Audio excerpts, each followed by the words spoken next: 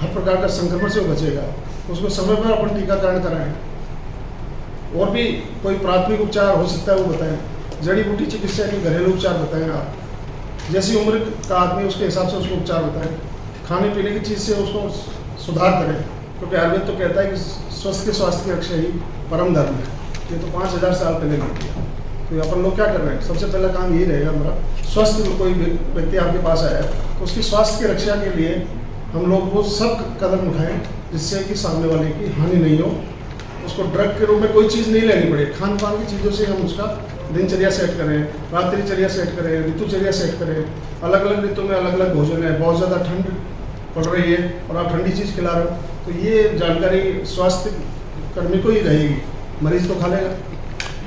इसी प्रकार बहुत ज़्यादा गर्मी है तो आपने उसको नारियल पानी बता दिया या आपने सौंफ का पानी बता दिया, तो ये उसके लिए पेट के लिए अमृत का काम करता है। तो ये स्वास्थ्य कर्मी ही इस चीज़ को दे सकता है। साहस संक्रामक होता है, साहसी बनना पड़ेगा आपको। इसी प्रकार दुस्साहस होता है जो बिल्कुल जिसमें साहस ही नहीं है, तो उसकी टीम भी कमज़ोर रहेगी। वो कहेगा साहब हमारा तो कोई कहना ही नहीं मानता, हमारा तो डॉक्टर साहब नहीं मानते, डॉक्टर साहब ड्यूटी भी नहीं आते, ऐसी बातें चलती रहती है। तो ये अगर एक आदमी भी हॉस्पिटल में खड़ा रहता है, हिम्मत रखता है, तो उससे प्रेरणा लेकर के बाकी कार्यकर्ता या बाकी जो स्टाफ है वो भी सक्रिय रहेगा कि ये बहन जी काम कर रही है या भैया काम कर रहा है, तो हम क्यों नहीं इस काम को करें। क्योंकि क्या है, आपको एक कहानी सुनाता हूँ। एक आदमी ने अपनी माँ से पूछा, पढ़ी लिखी नहीं थी, कि माँ मैं एक ऐसा काम करने जा रहा हूँ जिसमें आमदनी बहुत है। तो उन्होंने जवाब दिया कि पढ़ी लिखी तो नहीं हूँ, मैं समझती नहीं हूँ, लेकिन मैं ये 2 दिन से देख रही हूँ कि मैं रोज़ तेरे को जगह नहीं आती हूँ, लेकिन 2 दिन से कुछ जगह वही मिलता है। मतलब आपको तनाव में कोई चीज़ पैदा करती है, तनाव में कोई चीज़ रख रही है तो आपको बेचैन कर रही है। तो ऐसा भी नहीं होना चाहिए। ऐसा काम भी नहीं करें आप कि आनंद फानंद में ऐसा काम कर बैठे जिससे समाज का नुकसान हो जाए, सामने व्यक्ति का नुकसान हो जाए।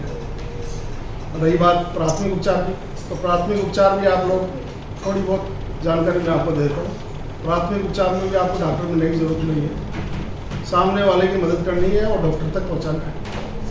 ये प्राथमिक उपचार की परिभाषा है। फर्स्ट एड जिसको अपन बोलते हैं। फर्स्ट एड बॉक्स हर जगह होता है, इसमें लाल निशान लगा रहता है। जो डब्बा होता है उसके अंदर कुछ सामान्य चीज़ें होती हैं जिससे हम पीड़ित की मदद कर सकते हैं। कोई दुर्घटना, ये प्राथमिक उपचार किस किसी की मदद करता है। अगर आपके पास कोई रोगी आता है, स्वास्थ्य कर्मी के पास कोई रोगी पहुंचा कि मेरे चेस्ट में पेन हो रहा है, तो आपका पहला उपचार क्या रहेगा कि इसको ऐसी कोई चीज़ दे दें या इसको सांत्वना दे दें। नंबर 1 सांत्वना, उससे आप हिस्ट्री ले सकते हैं क्यों हो रहा है। और नंबर 2 उसको मेडिकेशन की, अगर आपके पास मेडिसिन मौजूद है तो आप मेडिसिन दे दें या निकट अस्पताल में पहुंचा दें। उस पीरियड में आप क्या करेंगे, एक मर्म चिकित्सा का मैं जानकार हूँ तो वो चीज़ बताता हूँ आपको। उसके लिए दाएं हाथ को सीधा करके इस पॉइंट को आपको दबाना है, बिल्कुल मिडल में। इस पॉइंट को दबाते ही उसकी छाती का दर्द ठीक हो जाएगा। कलाई के बिल्कुल यहाँ और इसके बीच में।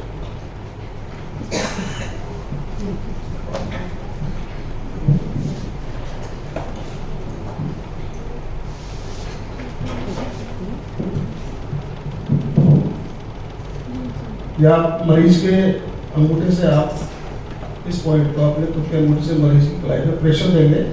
8-10 बार प्रेशर देने से उसका चेस्ट पेन ठीक हो जाएगा। उस पेशेंट को आप ये भी कह दोगे इस पॉइंट को दबाते रहो जब तक आप हॉस्पिटलाइज नहीं हो सकता है कि वो एसिडिटी की वजह से दर्द हो रहा हो तो भी ठीक होगा। बीच में 4 मंजिल आपको चढ़ना पड़ रहा है या बार बार आपको सीढ़ी चढ़ना पड़ता है, तो सेम पॉइंट्स बाएं हाथ में मौजूद है।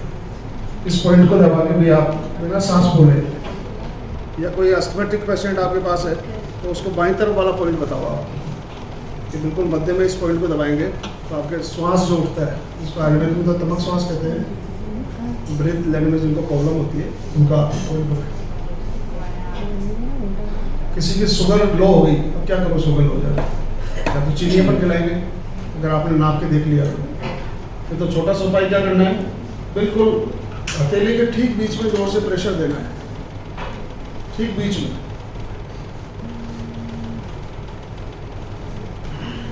पंद्रह से 20 सेकेंड प्रेशर देने मात्र से ही उसकी हालत में सुधार होना शुरू हो जाएगा। ये डायबिटीज़ के लिए, ये भी इमरजेंसी पॉइंट्स में आता है। किसी को नक्सीर आ गई, क्या करोगे आप? उसको थोड़े ऊंचे करते हैं, लिटा दीजिए, उसको सिर पे पानी डाल दीजिए और नाक के नीचे वाला पॉइंट दबा पड़िए, ऊपर वाले होठ के बीच में। इसको दबा के रखने से नक्सीर तुरंत बंद होती है। ये मर्म पॉइंट्स कहलाते हैं। तो आचार्य सुश्रुत ने 107 पॉइंट्स बताए, उन्हीं से एक है। किसी को आफरा ज़्यादा रहता है, गैस बनती है, घबराहट ज़्यादा रहती है, उसके ठोड़ी के ऊपर वाले पॉइंट पर काम करता है, इस पॉइंट को। सिर दर्द की ज़्यादा शिकायत जिन लोगों को रहती है, जहाँ बिंदी लगाते हैं उस जगह पे धीरे धीरे ऐसे ऊपर लाइन से खींचते चले, 10 से 15 बार कर लें। उसके बाद आप दवाई दे दें, मेडिकेशन दे दें। आंखों से धुंधला दिख रहा है, क्या करें? यहाँ हल्की सी मालिश कर दो आप दोनों तरफ। वो किसी भी कारण से हो, एक बार तो उसको आराम मिलेगा। सांस लेने में दिक्कत आ रही है, बहुत ज़्यादा एलर्जी हो रही है, नाक के बाहरी हिस्से में मालिश करते हैं आप।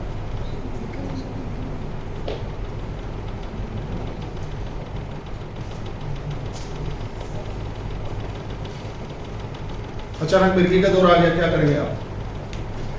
कान के जस्ट पीछे वाला हिस्सा है, इसको मालिश करें। क्योंकि मिर्गी का दौरा रोगी को पता नहीं रहता, वो गिर जाता है। तो इसको प्रेशर करने से कैरोटिड आर्टरी है, इसको सप्लाई मिलेगी, दोनों तरफ करना है।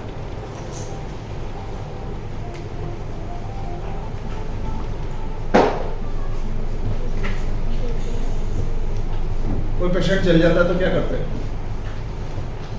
जल गया, किसी एसिड से जल गया या आग से जल गया, तो क्या करेंगे? उसको कंबल से ढक देंगे या ठंडे पानी से उस जगह को धोएंगे। हाथ बिना स्प्लैश किए हाथ नहीं लगाएं उस पर, वाउंड पे। पानी में डूब गया तो क्या करें? ये छोटे छोटे प्राथमिक उपचार आपने पढ़े तो होंगे। पानी में डूब गया तो क्या, उल्टा लेटा दो, प्रेशर देना है, D1 से लेकर D12 तक, दोनों तरफ प्रेशर मारेंगे, मुंह खुला रखेगा वो। आधी एक साइड कराओ, बाहर पानी निकलेगा, दूसरी साइड करो, बाहर पानी निकलेगा। उसके बाद वापस सीधा लेटा दो और पेट को हल्का सा पंप कर दो, थोड़ा बहुत पानी और निकलेगा, फिर वापस उल्टा लेटा दो और थोड़ा सा पाँव पीछे से ऊंचा कर दो।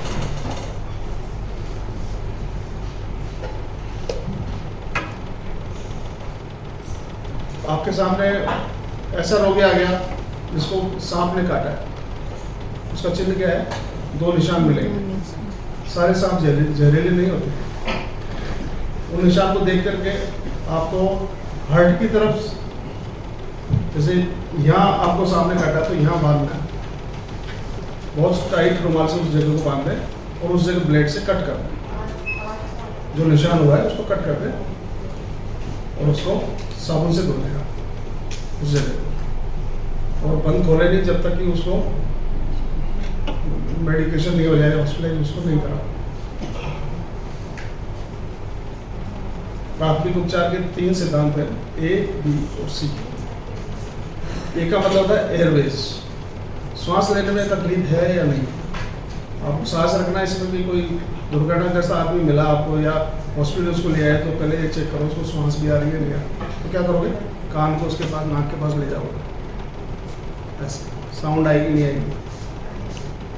नाड़ी परीक्षा कर लें आप, कैरोटिड आर्टरी को दबा के देख लें। 5 से 15 सेकंड में अगर पल्पिटेशन आ जाती है तो उसके श्वास है। फिर बी ब्रीथिंग, उसको जो ब्रीथ हुआ है उसमें देखना, जीभ मुंह से, अगर आदमी जैसे गिरेगा तो क्या हो, जीभ उल्टी हो जाती है, मांसपेशियाँ लटक जाती है गिरती। जीभ को उंगली से पकड़ के क्लिप करके या रुमाल डाल के बाहर निकालने का प्रयास करें। तो कई बार क्या होता है, छोटी सी उपाय नहीं करने से आदमी की डेथ हो जाती है, और अब हॉस्पिटल अपन लेके जाते हैं तो डॉक्टर कहता है ये तो मर गया, क्योंकि आपने उसको पानी भी पिला दिया। तो पानी की गलती नहीं करनी। आदमी गिरते ही क्या करता है, पानी पानी चिल्लाता है। हमें क्या करना, पानी नहीं देना, क्योंकि पानी चला जाएगा श्वास में और उसकी डेथ हो जाएगी। तो ये करना है। सी सर्कुलेशन, 3 सिद्धांत हो गए, ए, बी और सी। आपका ब्लड का सर्कुलेशन देखना है, आपको खून का भाव देखना है। अगर नाक से नक्सीर आ रही है, ब्लडिंग हो रही है, तो नाक की नक्सीर का तो मैंने बता ही दिया आपको। हड्डी आपकी टूट गई, किसी का हाथ टूट गया, जैसे हाथ यहाँ से टूट गया तो क्या करोगे आप, सीधा करने का प्रयास करो, नीचे कोई सपोर्ट दे दो, ऐसे रखो, थोड़ी सी करो।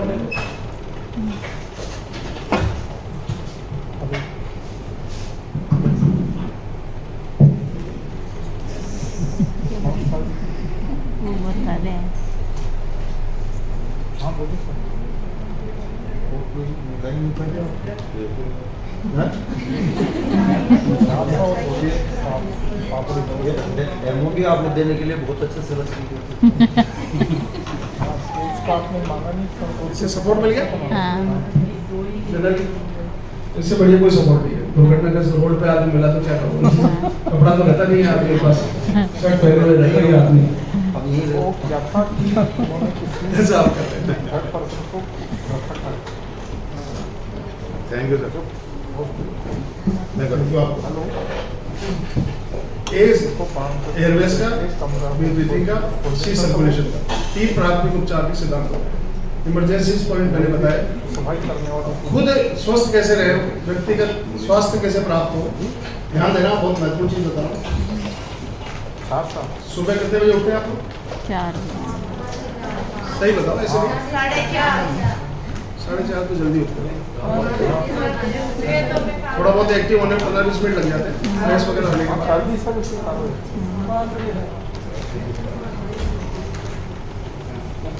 जैसे कोई खेत में काम कर रहा है किसान, चारा मशीन का, उसका क्या हुआ, चारा मशीन से घायल हो गया।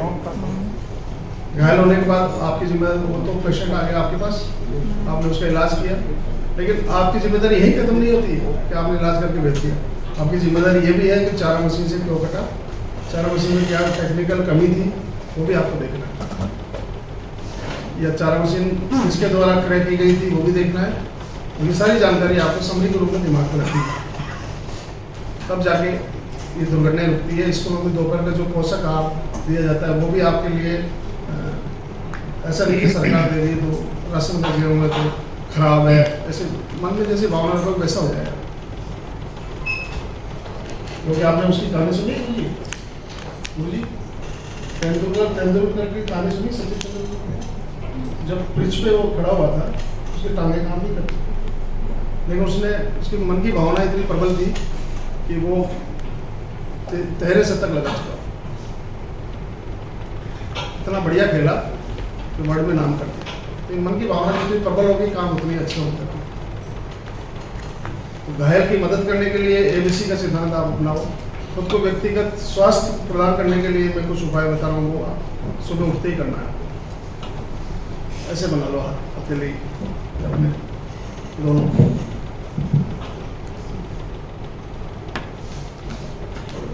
जोश बोलोगा तो सुनाई दीजिए। जो हाँ बिगर माइक की सुनी देगा, बिगर माइक की आपकी आवाज़ बुलंद है, तो ऐसे बना लो। हाँ और यहाँ रखो, जब चोटी बांधते ना रखो, बिल्कुल पालते मार्केट सुखासन में आप आराम से बैठ जाओ करके। सर करो सर, आप भी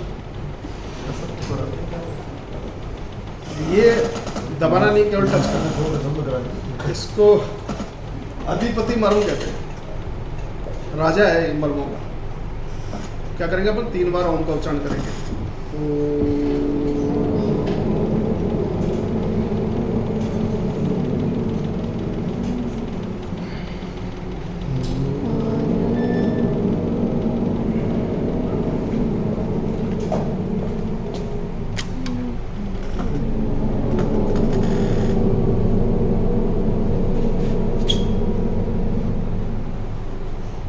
दूसरा, जहाँ आगे से बोलते हैं इसको, यहाँ बिंदी लगाती महिलाएं और पुरुष तिलक लगाते हैं, इस जगह पे ऐसे वापस बंच बना के रखो और 3 बार ओम का उच्चारण करो आप।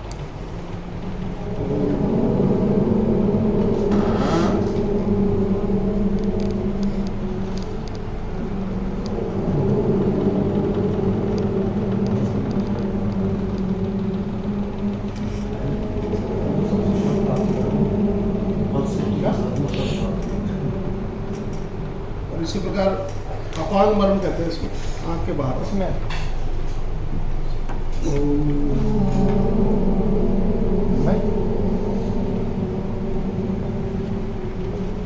वो तो उसमें है ऊपर, भारत सरकार ही नियुक्त करती है, इसमें नहीं है।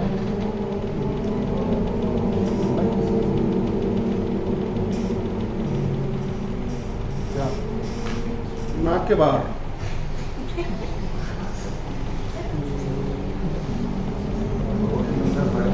उसे दिखा के देखो तो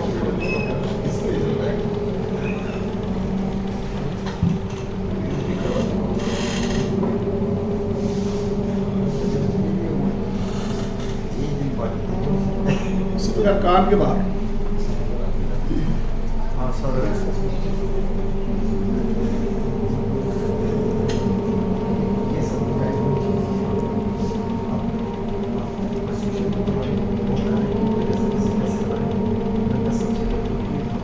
एक गले के बाहर लास्ट।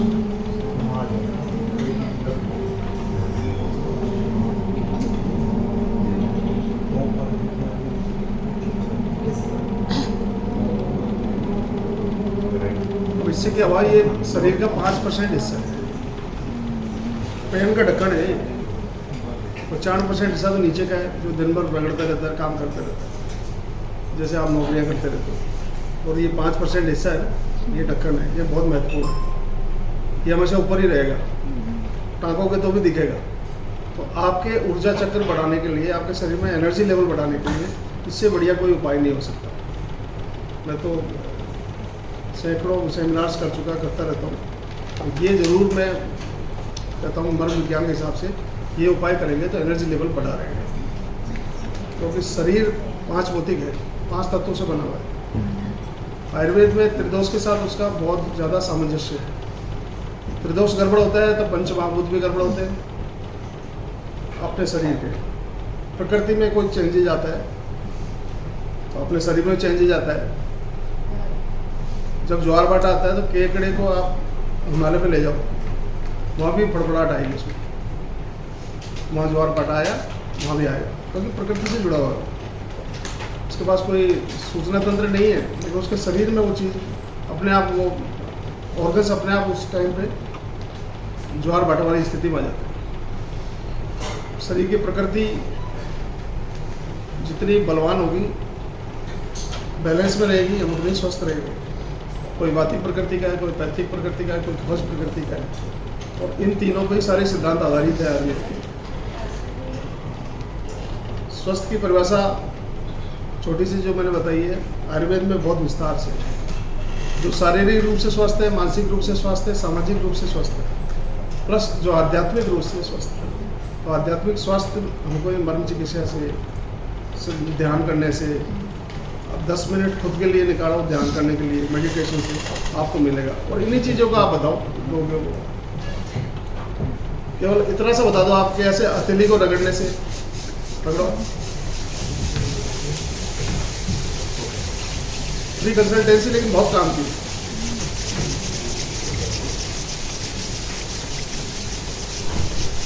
किसी की कोई बीमारी ठीक नहीं हो रही हो, उसको कह दो आप ऐसे रगड़ो 1 से 1.5 मिनट।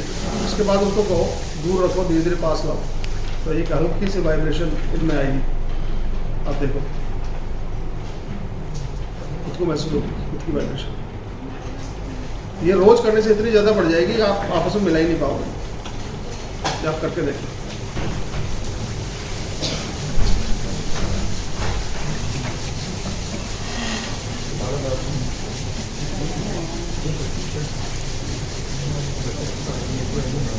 किसी को गर्दन में दर्द है तो अंगूठे की मालिश करना सिखा दो।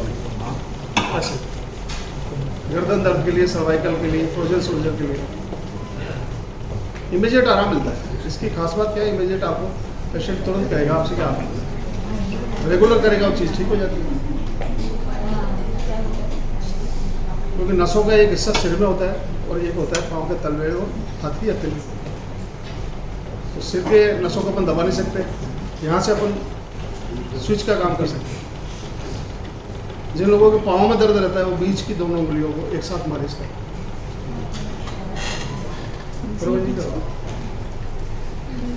क्या चलो घुमाओ है जाएंगे जब दर्द खत्म हो जाएगा। हाथ में जिनके दर्द रहता है उनकी फर्स्ट उंगली और लास्ट उंगली में मालिश करनी।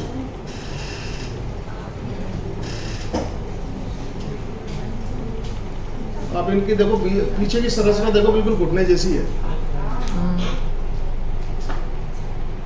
और ये जांग वाला हिस्सा मोटा होता है तो ये भी मोटा है, देखो ये यहाँ से ऐसे मोड़ा ना मैंने, इसका मतलब पाँव मुड़ गए, ये घुटने हैं। उसके बाद घुटने के नीचे वाला हिस्सा देखो, ये दोनों बोन होती है, टीप या बुमला लंबी होती है, ये भी हिस्सा लंबा है। तो भगवान ने समरूपता दी। ये टखना है और ये आपका पंजा है। पंजों में ज़्यादा दर्द रहता है तो ये आगे वाला हिस्से की मालिश करो।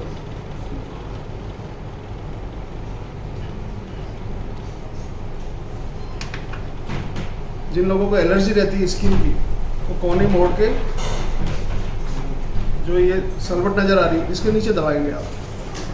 लगातार एलर्जी की दवाइयाँ जो ले रहे हैं उनकी दवा छूट जाती है इससे। ये वाला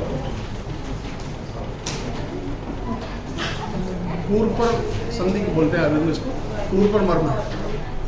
ये मेटाबॉलिज्म को इतना बढ़िया कर देता है और स्किन के रोग के लिए तो रामबाण है।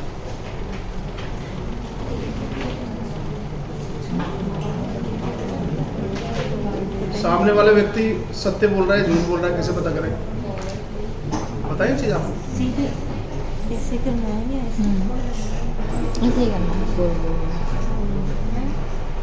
सेकंड और थर्ड बटन के बीच में जो कलेजा बोलते हैं इसको, हल्का सा प्रेशर कर लो जब बात करो सामने वाले से, आपको उसकी आवाज़ आ जाएगी। आप पहले कि यस कहेगा नो कहेगा, इस जगह से निकलती है रेज, फिर दबा लो उसके सामने। आप कन्वर्सेशन करने की जरूरत नहीं है, उसकी आवाज़ आपके कान में ऑटोमेटिक है। ट्राई करके देखो। बाजार से कोई अच्छी चीज़ आप पसंद करना चाहते हैं, कोई चीज़ दवाई लेना चाहते हैं या कोई दवाई लाए हैं, कोई जड़ी बूटी आपके हाथ में या पोषाहार आपके हाथ में, उसकी गुणवत्ता की जांच कैसे करें? दाएं हाथ में ले लो, हार्ट पे लगाओ, हाथ को सीधा करो, थोड़ी देर रोको। अगर वो बढ़िया क्वालिटी का है तो एक बच्चा भी है ना, इस हाथ को नीचे नहीं कर पाया, और ख़राब क्वालिटी का है तो बच्चा टच करेगा उसे नीचे आ जाएगा। राइट हैंड, समझ गए? चीज़ गुणवान है तो स्थिर रहेगी, अगर कमज़ोर चीज़ आपके हाथ में है डाउन हो जाएगी। ये भौतिक मूल्यांकन है और ये अनुभव से सिद्ध होती है, आपको अनुभव हो जाएगा इस चीज़।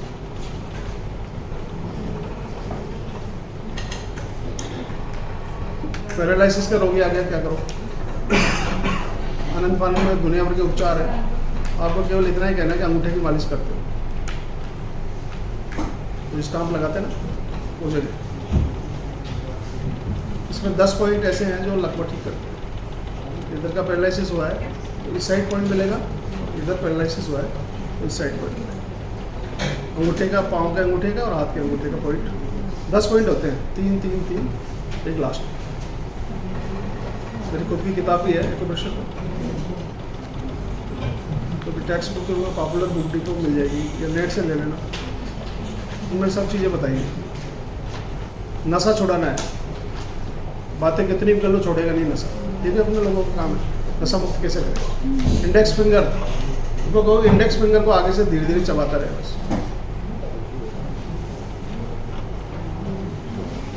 यहाँ पॉइंट होता है, आप तो ये बोलो तम्बाकू चबाने की बजाय तेरी उंगली चबा।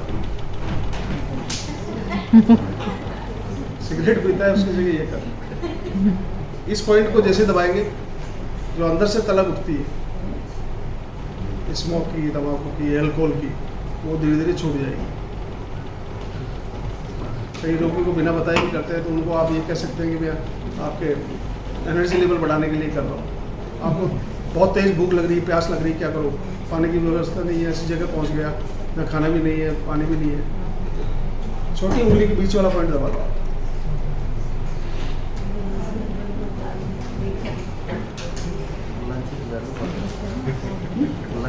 अगला दिन बड़े बड़े रह जाए बड़ा बड़ा रह जाए इस पॉइंट को दबाना है। एक दूसरे जाएगा होगा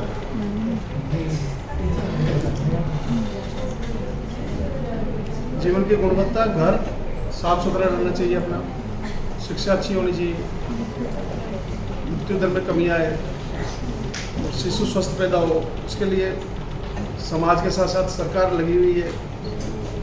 जो बच्चा गर्भ में उसके लिए भी सरकार कई योजनाएं देती है, टीकाकरण बताती है, बच्चा बाहर आ गया तो कई और उपाय बताती है। तो इसी कड़ी में हमारे स्वर्ण प्राशन है जो संस्कार के अंतर्गत आता है। शहद को आप सोने की सलाई से चटा दो, ये भी एक अच्छा इलाज है जो पूरे जीवन भर उसकी इम्यूनिटी अच्छे की बनी रहती है। साथ में ये पॉइंट दबाना, उसकी माँ को बता दो ये पॉइंट दबाओ।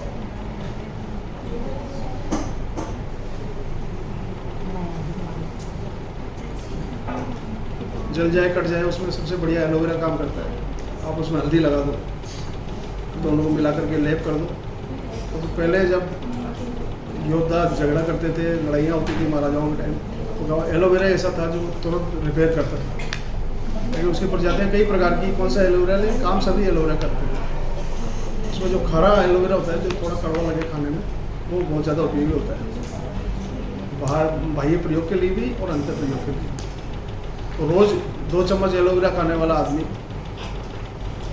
कभी भी हार्ट अटैक से नहीं मरेगा। और हृदयघात होने वाला है या हार्ट अटैक इसको आएगा, तो उसका शरीर में 4 साल पहले लक्षण शुरू हो जाते हैं। मैं बताता हूँ आपको, पाँव की जो फर्स्ट उंगली है उसका नाखून काला पड़ना शुरू हो जाता है, उसका और नाखूनों से कलर चेंज हो जाता है। फर्स्ट वाली छोटी छोटी उससे बचने के लिए क्या करना है आपको?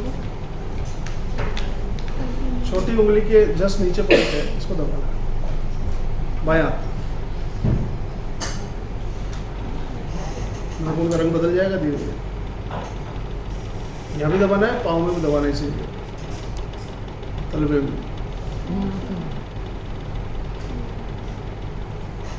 हमारा पेट भी सांस लेता है, रुई वगैरह मिलती है ना नाभि में, देखा होगा आपने, कहाँ से आती है, सांस लेता है। टेप लगा दो आप, आदमी काला पड़ जाएगा। अच्छा 3 दिन प्रयोग करके देख लेना, पेट भी सांस लेता है। तो इसलिए नाभि में स्नेहन के लिए आयुर्वेद ने लिखा हुआ है, नाभि प्रमुख मर्म है, तो इसमें रोज़ घी या तेल कुछ लगाना चाहिए। नाक में नश लेना चाहिए, कान में भी कर्ण पूर्ण करना चाहिए, आँखों में अंजन लगाना चाहिए और जिगर निलेखन करना चाहिए। तो गले के कैंसर हो रहे हैं, ये रुक जाएगा अगर दातुन करने के बाद उसी की जीभ बना के साफ करवा। ऐसे छोटे छोटे घरेलू बहुत उपाय हैं जो हम आम जन को बता सकते हैं और जिससे एक स्वस्थ समाज जन्म लेगा और देश विकसित होगा।